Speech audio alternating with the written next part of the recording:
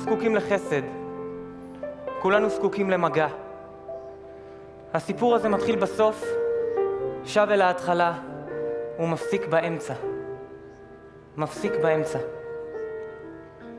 עמדנו 10 בני נוער עזים, 10 ניצולי שער המוות, מול שערי קיבוץ גבעת השלושה. עם עיניים שקועות מביטים בשלט, ברוכים הבאים הביתה. ישראל, 1945. הביתה. זה יהיה הבית. אין לי בית אחר. הבית שלי בהמבורג, בגרמניה, נרמס. אמא נרצחה כשהגיעה למחנה. ואבא? אבא נשאר איתי. והבטחנו זה לזה שלעולם לא יעזוב אותי. הייתי שליחו האישי של דוקטור מנגלה.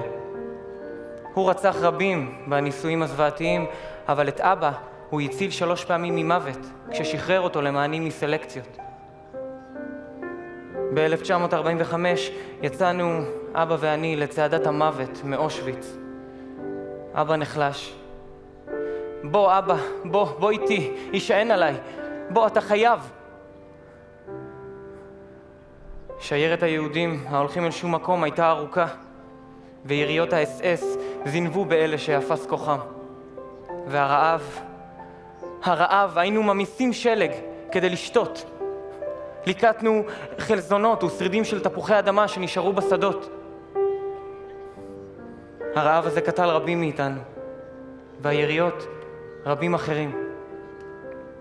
בוא אבא, יישען עליי, אני אסחוב אותך איתי עד שנגיע. בוא אבא, אל תעזוב אותי, נותרנו רק שנינו. איש האס-אס התקרב. אבא ישב באפיסת כוחות.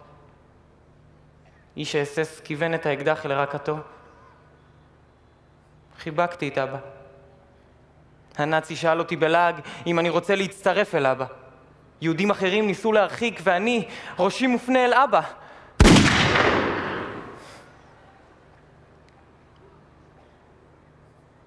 ראיתי את הלהבה מתוך הקנה,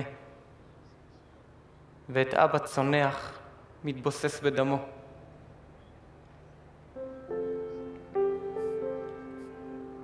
לילה בגבעת השלושה. שנה אחרי נמחקו ההבדלים בינינו לבין בני הנוער המקומי, חוץ מכתובת קעקע זעירה, המספר ממחנה ההשמדה. אנחנו, 10 בחורים שיצאו משער המוות, נשבעים עכשיו להגנה מול אקדח וספר תנ"ך. 10 בחורים שהקיבוץ השיב להם צלם אדם. ולחמנו, איך שלחמנו. הגדוד החמישי של הפלמ"ח, הפלוגה המסייעת. ליווינו משוריינים שפרצו לעיר העתיקה. נלחמנו בשער הגיא ובקסטל. לחמנו בשערי הנגב. קבענו את הגבול בדרום אחרי קרבות מרים. המקלע שלי, מקלע גרמני, ירק אש. כמה אש הוא ירק.